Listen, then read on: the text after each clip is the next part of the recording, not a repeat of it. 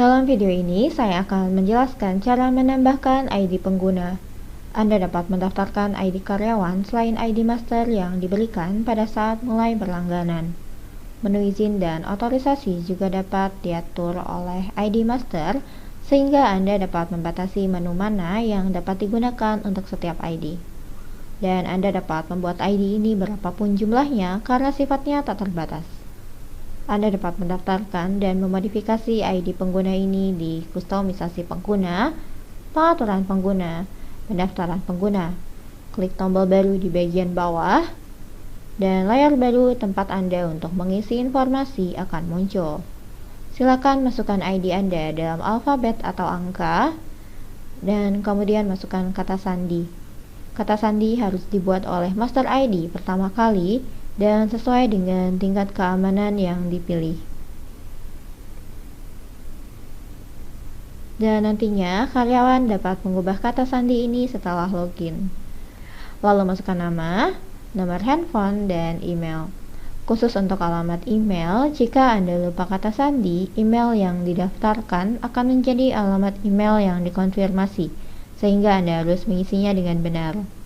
Dan berikutnya, untuk mengatur izin otorisasi. Anda dapat mengatur izin otorisasi secara default dari ID melalui otorisasi default. Terdapat dua pilihan untuk default, yaitu no menu dan all menu. No menu artinya pengguna ini tidak dapat menggunakan sama sekali menu. Dan all menu ini artinya pengguna tersebut dapat mengakses semua menu, termasuk menginput, mengedit, dan menghapus data. Dan jika Anda ingin membatasi hak untuk menu tertentu, klik pada ID yang sudah terdaftar. Dan gunakan tab otorisasi, kemudian di bagian otorisasi, klik pada pengaturan. Di sini Anda dapat melihat tab yang sesuai dengan modul-modul yang ada di account. Klik pada modul dan Anda dapat klik pada segitiga di sisi kiri tiap menu untuk melihat sub-menu. Dan jika Anda ingin mengatur izin penggunaan menu per individu, Anda dapat mencentang kolom otorisasi individual atau membiarkannya dalam setting grup otorisasi default.